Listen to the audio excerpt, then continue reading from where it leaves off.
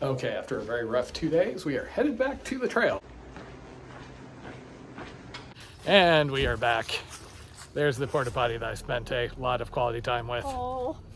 Basically, middle of the night on Christmas Eve, I woke up and my stomach really wasn't happy. I ran over to the porta potty, had diarrhea, promptly started vomiting.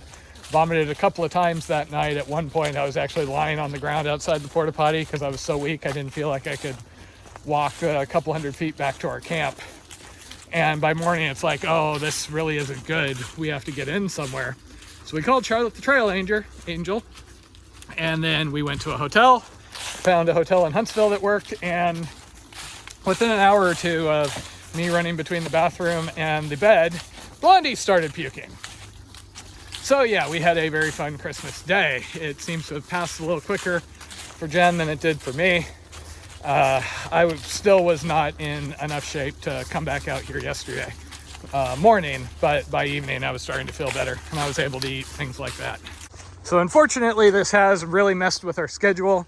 We were supposed to go see my parents after this up in Colorado, and because we lost 2 days, we're probably not going to be able to do that, which is a bummer. We will see them in June before we start the CDT, since I dropped my Jeep off there, but still, it's a bummer. And yes, due to the delay, now we're in danger of getting hit by the next weather, so we may have given up our good weather window for this. We really have no idea what happened. The symptoms, vomiting and diarrhea and just extreme fatigue, sound like norovirus to me, but there was nothing we really touched out here that would have been used by a lot of other people.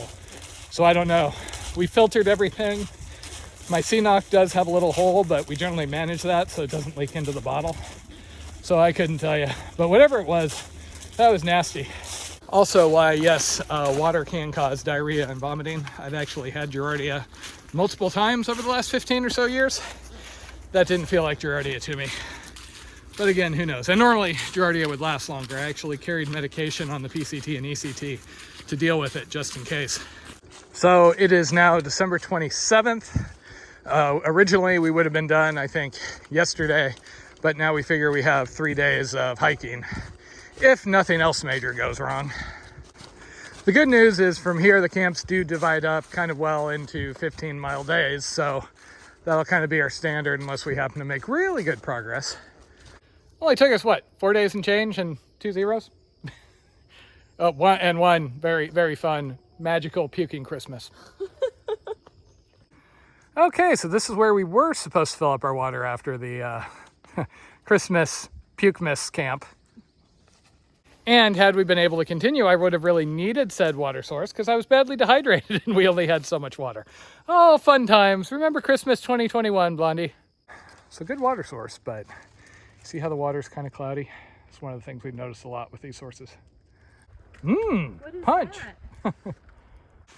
Okay, oops. We actually missed a turn, and it was blazed there.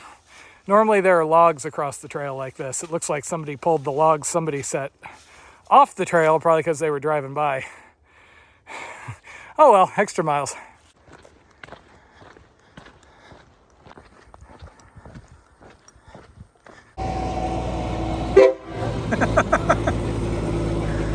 Sorry, it's because I waved.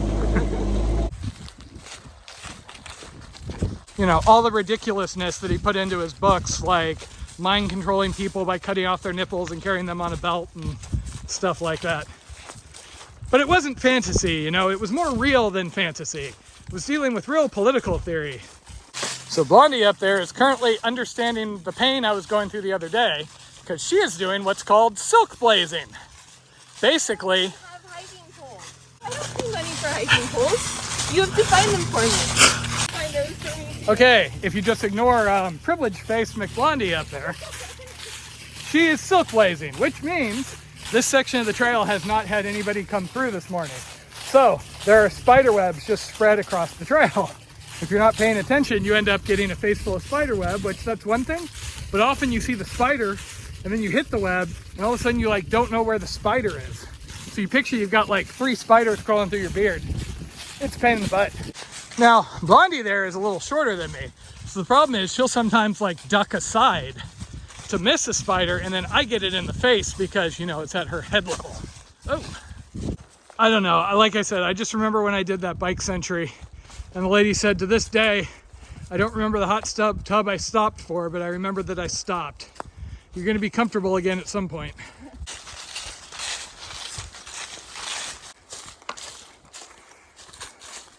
Okay, we reached our 15-mile point, but Blondie is driving me on. You walk a lot faster when you get town coffee in the morning. Yes. If you told me there were nachos at the end of the day, I could do a 35-mile day. Maybe you need better coffee or give me more coffee in the morning. You ever considered that? Why don't we make 30-mile days? Union contracts that allow crap like this. What's with the sitting, the eating, the drinking? You push on until the next water source, then you get your contracted thing as you drink the 3 liters that will carry you to the next water source.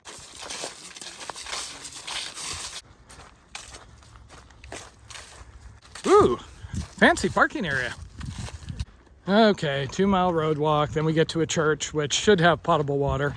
Of course, Stubfield should have had potable water too. And then another 5-6 miles to the next camp. I've been having to tell her, no, sorry, Blondie, you're not allowed to do another like 15 miles. Okay, we're just a short distance from Evergreen. We think we're around like mile 63. Just had a pack of like 5 dogs. Only one of them was really a concern, but that was fun. And we had about 3 of them charging us. So I had my hiking poles out and I was yelling to keep them back. This is why I never get like videos of a dog attack. Most of the times, like along the ECT where I saw videos of any of the problematic dogs, they weren't taking a video when there was one actually threatening them. It was one that was just being kind of playful. The serious ones, you're literally trying to hold them off with your hiking poles. Fun times. And there were people around. We could hear them working. They could hear us yelling for the dogs to get back, and they didn't do anything or even try and bring the dogs back. It's the unfortunate thing about hiking through rural areas. Maybe the dog was eaten by the packs of aggressive dogs from those people.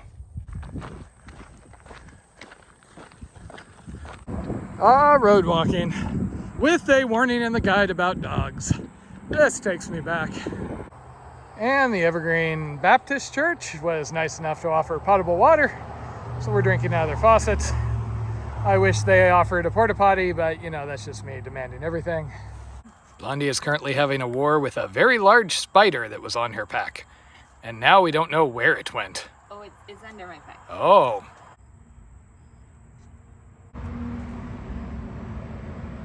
Oh my God, we actually met another hiker.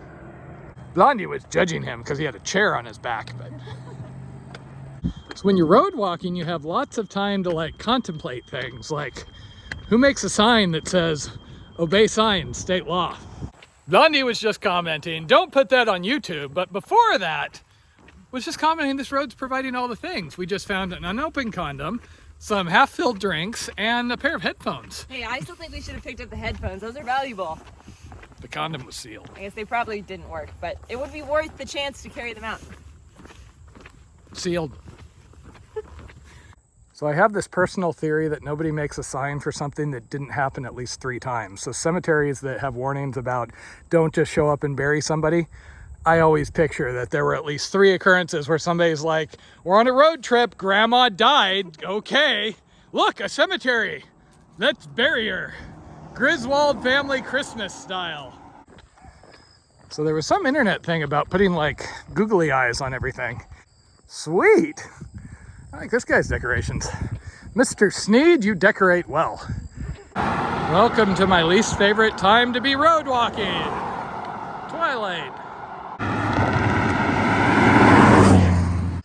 Okay, that's better. Even starting at 8 a.m., 20-something mile days basically just requires some walking at night.